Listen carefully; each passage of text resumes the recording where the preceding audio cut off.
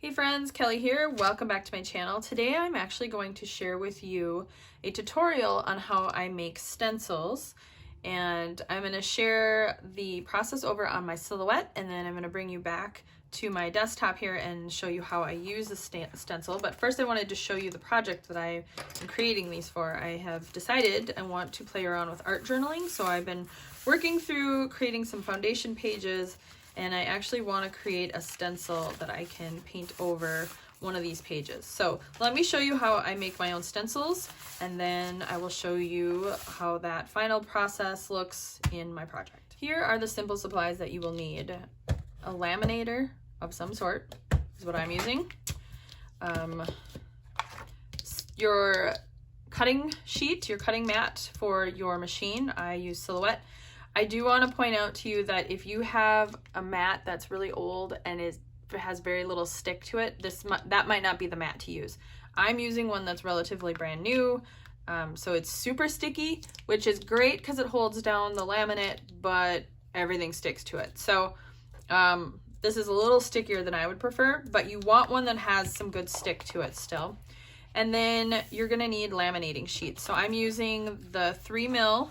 I use Amazon Basics. I use an Amazon Basics laminator, pretty inexpensive. I'll make sure to link that. And so this is the laminate sheet before it gets put through the laminator. And this is what it looks like when it comes out. It's just basically stuck to itself, creates a nice piece of laminate.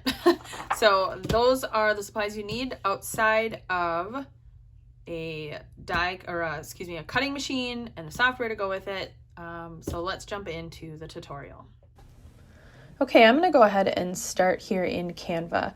And if you have checked out any of my previous tutorials using Canva, I do pay for the pro version, but I also have a free version. I set up a free account so that I could show you, for those of you that don't want to pay for Canva Pro, you can do a lot of the same stuff in the free version. So let's go ahead and get started. I'm going to go ahead and create a design. So up here in my top right corner, I'm just going to go ahead and click create design.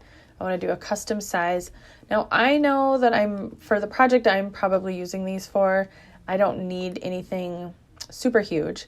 And what I'm actually creating first is just that small shape that I want to use to create a pattern, or maybe it's a single stencil. So I'm just going to go ahead and create a 6x6 image space. So I can just keep things square. I like to work in square, and so I'm going to go ahead and do that. Next, I'm going to go ahead and go over here to the left-hand side. I'm going to navigate over to Elements. And here I just want to search out for the element that I want to use. So on this one, I'm going to go ahead and search out for a rainbow. So let's see what comes up. Now I only want to see graphics. I don't need to see any photographs. I just want to see graphics. Now here is where the differential between a pro and a free account comes into play. You'll see this little crown, and when you hover over it, it'll say pro. So any of those images, unless you're paying for the pro version, you're not going to be able to access those unless, of course, you want to pay for them. However, you will find there are plenty of graphics here in the free version to do what you want, most likely. I love this little rainbow here. I don't know exactly what style you call it. Folk, maybe? I'm not real sure, but that's the one that I'm going to go ahead and use. And I want to go ahead and change this to all of these pieces to be black. So up here on the palette, color palette, I'm going to go ahead and choose black for all three of these colors, or all three of these pieces rather. And that's it. So now I have my rainbow. Just so that I can just get a ton of stuff done at one point, I might batch it. So I might go ahead and I'll just, for ease, create a duplicate page. I'll delete out my rainbow. And then let's say maybe I want a different shape rainbow. I might go in and find a different shape. Now keep in mind, this is a stencil. So really, like, for example, this rainbow here that I am clicking on, this doesn't really matter, the little lines here, the decorative piece of it, because I'm not going to see that unless I want to play around with, let's see which color that is. That's the black. So let's say I do that in white, and then the remaining ones I'll go ahead and do in black. This could actually be a really cool, interesting stencil, because when I bring this over into Silhouette and tell it to cut out, it's going to actually cut out these lines. So actually, I am going to go ahead and do this one. I think that's pretty cool. I don't know that I need that many more rainbows, but I think you get the point here. So I've got a rainbow. Let's just go for one more shape just to give you an idea of what you can accomplish here. And let's, I've already done a few, so I'm going to show you the final product, but just so you can have an idea, let's go for a sunburst, if I could spell correctly. Here you can, there's a lot of sunbursts. Let's say I wanted to do, I gotta find a free one here. Let's see if this one would work. This one would work. It's kind of a candy stripe. Obviously I don't, if I use this, it would just be a circle, but let's say I want to just go ahead and get rid of the blue and the pink will turn to black. So here, I would have a very basic sunburst kind of element. So play around with changing the space of an image. If you're able to edit the colors, play around with changing it to black and white and see kind of what you like. But I'm going to go ahead and delete that one out, and I'm going to keep my rainbows. Actually, I already have this rainbow. I'm going to delete that one out. So now I'm going to go ahead and download this one. So to do that, I'm going to go up here to my top right-hand corner. I'm going to click download. I want it to be a PNG. Now here's the tricky thing. With the free account, unfortunately, you're not able to choose a transparent background. In the paid version, you are able to. So let's see if we can find a workaround for that. Because typically, I don't have to worry about that. So let's see. Here you can see these are all of the images that I made earlier today to create my stencils. So now let me bring you over to Silhouette to share with you how I created my stencils. First thing I do is I create just a space that I know for sizing. Let's see. So for this particular stencil, I'm going to do one of the rainbows. And so I'm going to just do a square. So I'm going to go ahead and tell it I'm going to do a relatively small one. So I'm going to do a 4x4. So now, it would help if I actually did what I wanted it to do. 4x4, enter. Okay, so I'm just going to move that around a little bit here. Next, I'm going to go ahead and pull in one of the rainbows. I'll use this one here. That's really, really big. So to fix that, what I want to do is I want to keep the aspect ratio. So I'm going to lock the little lock up here, up to the top here, the unlock and lock aspect ratio. And I know I'm working in a 4x4 square, so let's just say I want it to be 3 3/4. Nope, that's too big. Let's just go ahead and make it 3 inches. Because I want to keep some space around the outside of the rainbow so that my stencil has a little bit of meat, for lack of a better word. Okay, so this right here would be a simple stencil. Now I want it to be kind of symmetrical, square, centered rather. So I'm going to go up here to my alignment tool at the top, and I'm just going to go ahead and tell it to align at center and also align in the middle. I was pretty close, so that's not too bad. And then because I want to move this around on my surface, I am just going to go ahead and group that. So I've got that one ready to go. Now what I could do is I could create a pattern by creating a larger space to work in. So let's say I just wanted to do a nice big rectangle, and let's say I wanted to do that rainbow again. I'll just pull in a new one just for the sake of seeing it again. And it's huge, so let's make it 2 inches. Let's make it a little smaller. Now we don't want to go too small, or the detail will be so fine that you'll have very little space in between when you cut this out. So 1 inch is probably okay, but I'm going to go just a smidge bigger. So now what I could do is I could come in here and I could create my own pattern. Now all I'm doing, I work on a Mac, so all I'm doing for a shortcut is I'm holding down the Option key and then grabbing and dragging. So now I have 3, but let's say I want to make that middle one a little different. I am going to go ahead and mirror it up here in the object whatever that's called. I'm going to mirror it and I'm going to just flip it horizontally, and that gives me a little bit more interest. So now I'm going to offset it just a little bit too. So I'm going to offset it, and now I want to create a pattern. So I'm going to go ahead and select all of them. To make this easy on myself, I'm going to group it, and again, holding down my Option key, I'm just going to go ahead and click and drag down. Now, I want it to be different, so what I'm going to do is ungroup it. Again, there's probably other ways to do this, but this is the way my brain works, so this is how I operate.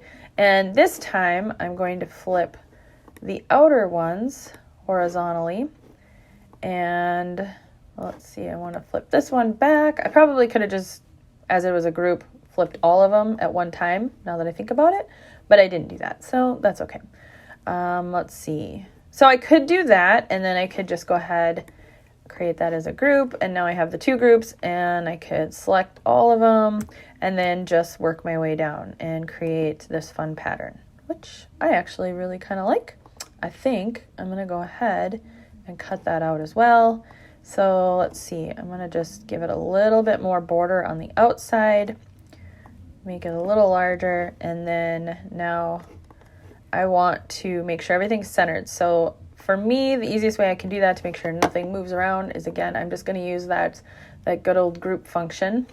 Group all my little rainbows, selecting both items. Again, I'm going to go up and use my alignment tool. Align center, align middle, and now I have this really fun little rainbow. I'm digging these rainbows. Let's see. The other thing that I could do is I can come back in here, ungroup this one, and now let's say I decide I want this rainbow to be a little bit taller. So I'm going to unlock my ratio, and I'm actually going to go ahead and I'm just going to drag my rainbow. I kind of want this taller one. The other thing you can do is you can come into this object and you can release the compound path.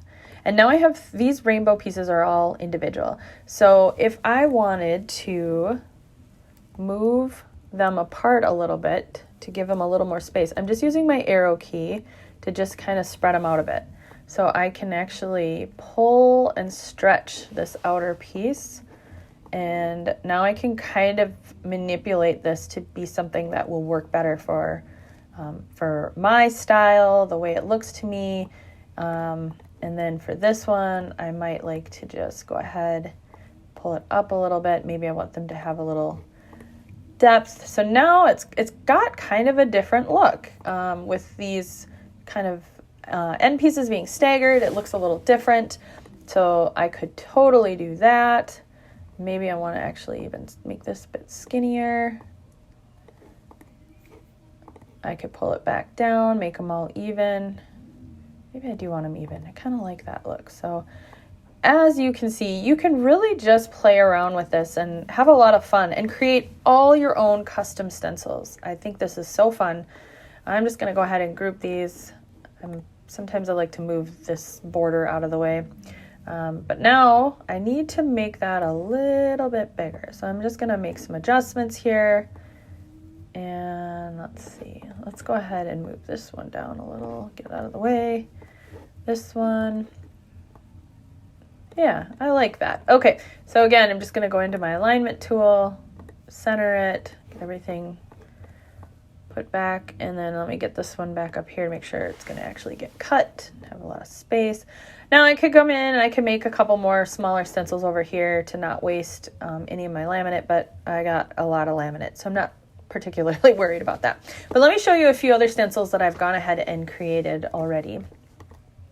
So here I've just brought in a chevron. Here I've got this fun little pattern with these diamonds. Here is a flower I was able to find.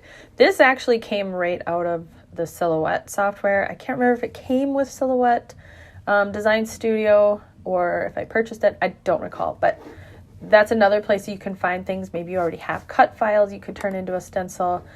Here's another one where I took that sunburst and I actually created more of a abstract pattern. And then I even took and broke apart the sunburst.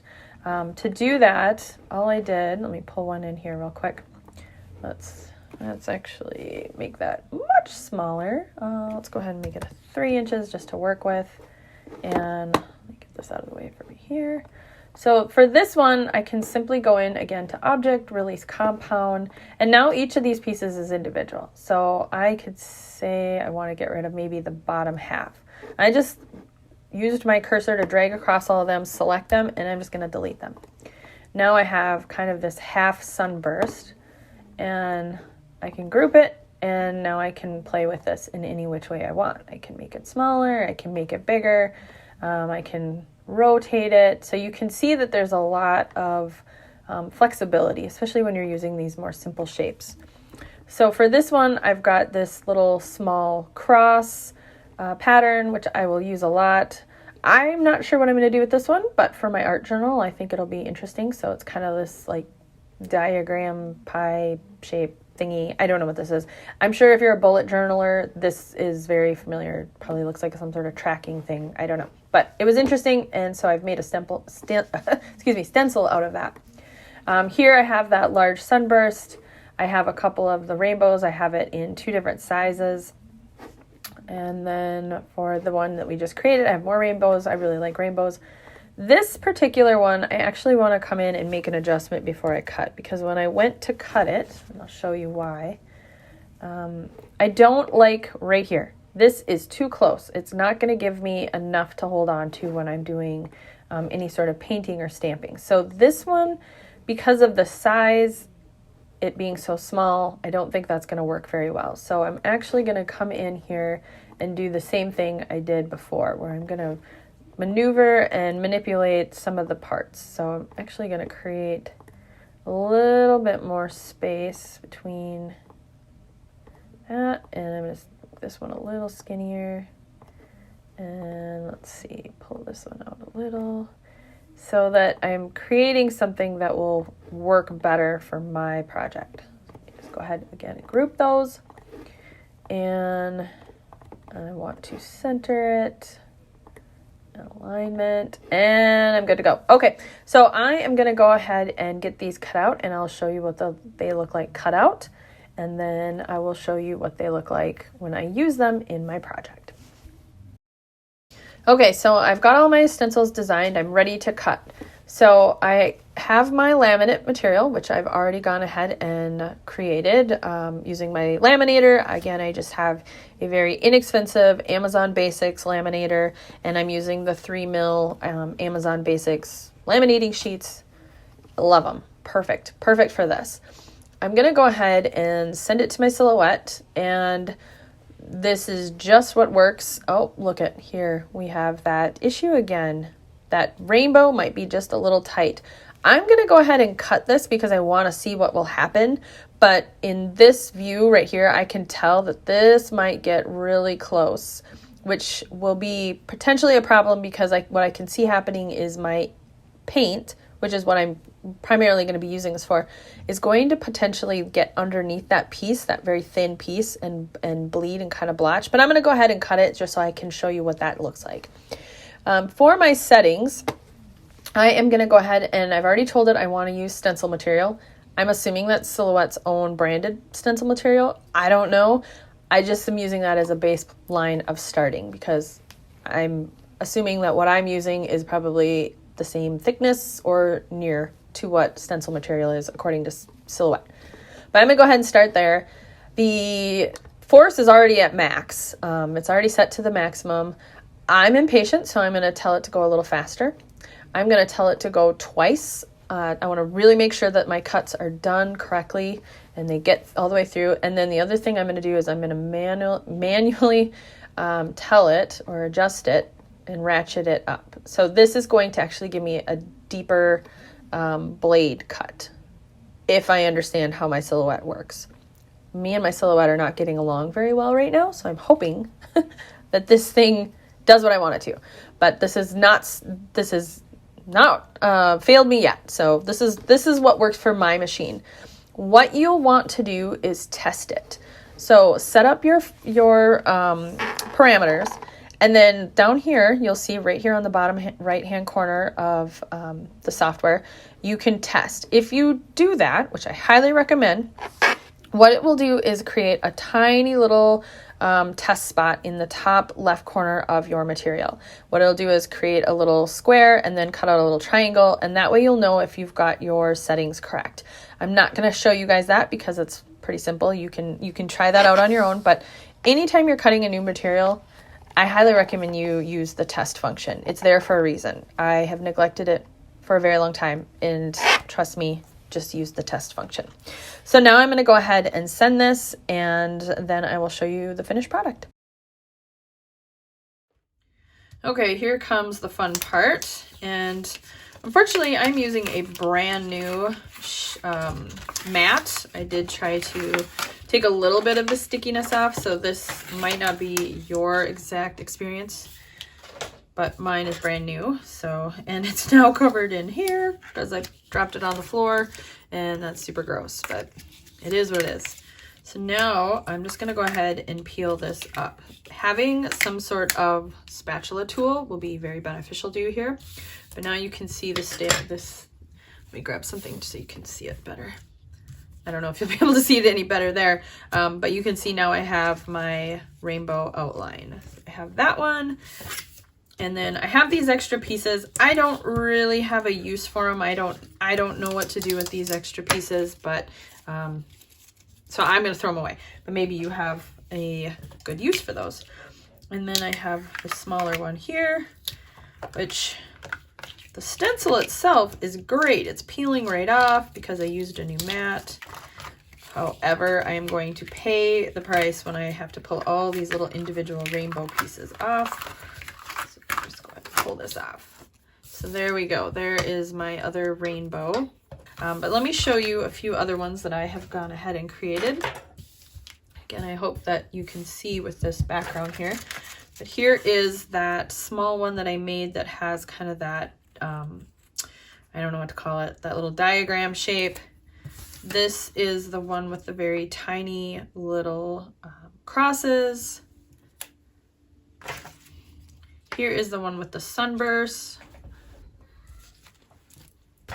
And then I can show you a few other ones that I have created. These are all my stencils. I don't have a ton because I haven't worked a lot with those. So I have some store-bought ones and some that I've gotten in kits. But these are all ones that I have cut myself. This is actually like a folder material. I just cut up an old folder before I realized I could use my laminate. So this was one that I cut. This is another little rainbow that I got as a freebie for being, I believe this was a Patreon freebie for Dearly D. She made this cut file, and it was a cut file. I turned it into a stencil. This one has little tiny triangles. I can see a few that didn't pop out. I haven't used this one yet. Stars. I created one with stars. I just took a star and I just kept moving it all over and created this pattern. Here are some funky triangle diamond things. Here is a funky polka dot. And here's another small star and little polka dot, kind of a confetti look. I made some of these in hopes of using them with my daily December album. I have not done that yet, but that was the purpose. So that is my stencils, and this is, again, the project that I am going to be working in. So I will leave a photo at the end here of one of these pages with one of these stencils so you can see exactly what I was planning to do with it.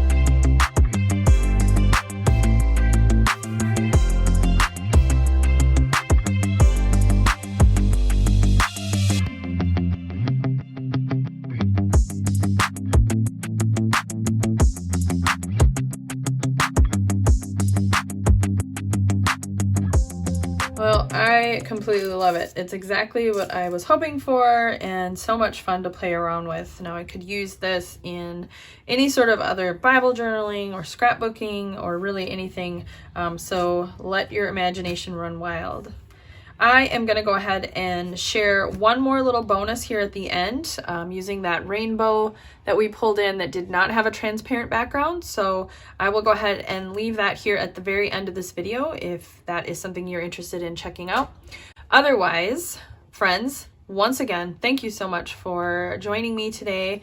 And if you liked this video, if you found it to be helpful and useful, I would love for you to give me a thumbs up and even drop me a comment letting me know if this was something helpful and if I should do more tutorials. And if you haven't subscribed to my channel, I would love for you to go ahead and hit that little subscribe button. And then finally, don't forget to hit the bell so you're getting notified when new videos are posted. Thanks, friends, and I'll see you next time. So here is the bonus piece. This is using that rainbow that I had brought in from Canva that did not have a transparent background. So we just have a white background here. I'm going to show you how you can remove that background. So I'm going to go ahead over onto the right side here and open up my trace panel.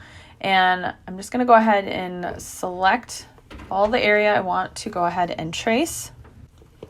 Because this image was already fully black, makes it a little easier to trace. I'm going to go ahead and turn up my threshold. That looks good. Doesn't anywhere in the 70 to 90, something like that. I'm not very proficient in this part of Silhouette, I will be completely honest. I know what to do when I need it to do what I want it to do, if that makes sense. So I can see that it's got all of the parts that I want, so I'm going to go ahead and just hit trace.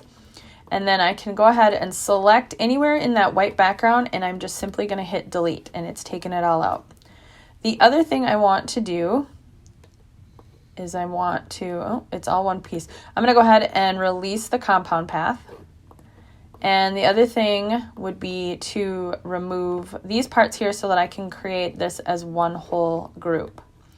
Now, I'm going to give you a spoiler alert. I have already gone ahead and cut this out, and because my brain operates the way it does, it did not even occur to me that these little dashes are going to be completely lost because they're not going to be connected to anything. But I will show you what it looks like. I have an idea of how I can still use it.